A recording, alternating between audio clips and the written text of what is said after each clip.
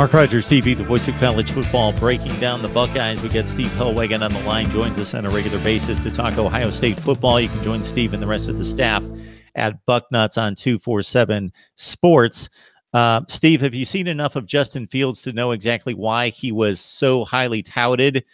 Is there that much separation between he and the rest of the quarterbacks where he just seems kind of special, the way he moves, the way he sets up, and the way he delivers the ball? Yeah, I know on Saturday it was a case where Justin Fields took almost all of the reps with the first team, and Matthew Baldwin, the redshirt freshman, took most of the reps with the second team. And I don't want to say that Ryan Day has made his decision, but it definitely appears that it's Justin Fields' job to lose.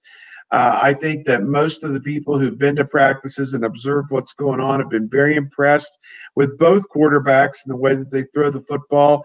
I think Fields has shown very good command and has tried to exude some leadership qualities, and that was always a big thing under Urban Meyer, and I presume it will be for Ryan Day as well, that the leader on the field is the quarterback and the guy who makes the decisions and routes the ball properly on the field. So I think Fields, you think about what Ohio State did last year with Haskins throwing for 50 touchdowns, Ohio State setting all kinds of records that will probably never be broken. They ended up, it would be 13-1, I think, was their final record. I think.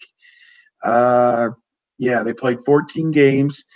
Just shy of the playoff, won the Big Ten, won the Rose Bowl. I think the results are going to be similar, and if they make the playoff as a result of that, then so be it.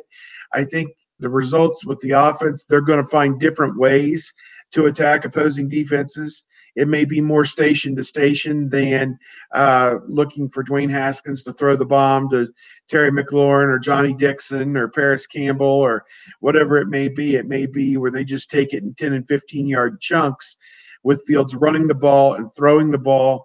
I think it's a good sign that they have decided, Brian Hartline, the wide receivers coach, and Kevin Wilson, Ryan Day, and Mike Yurcich, the offensive coordinator, have decided that, at least for now, the starters at the wide receiver positions will all be seniors, at least, on paper. And obviously this could change week to week. But Benjamin Victor, who's just kind of scratched the surface of what he could do, would be the split end.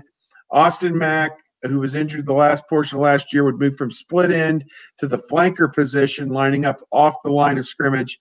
And then KJ Hill would kind of replace Paris Campbell as the H receiver, and that's a position that they kind of shared last year with Hill also playing some at flanker as well. So to me, that's a good sign. I think there's a lot of faith in those three guys. Mack has come back fully from his injury, and I asked KJ Hill today about his impressions of Justin Fields. And he said from day one he's been very impressed with what he's seen.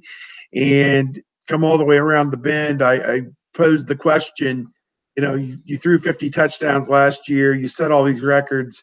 It'll just be a different way of attacking defenses this year. And he somewhat agreed with that. So still effective, but it'll just be a little bit different than having that guy with the heavy arm that can just throw it all over the field. So I think the jury's out on Fields to know exactly what he can do as a passer. Maybe we'll get a little bit of a feel for that in the spring game. My guess is he'll be off limits from contact, obviously, since he's so important, but that'll allow him to stand in the pocket and deliver the football, and maybe we'll get an idea what his array of throws will look like in the fall.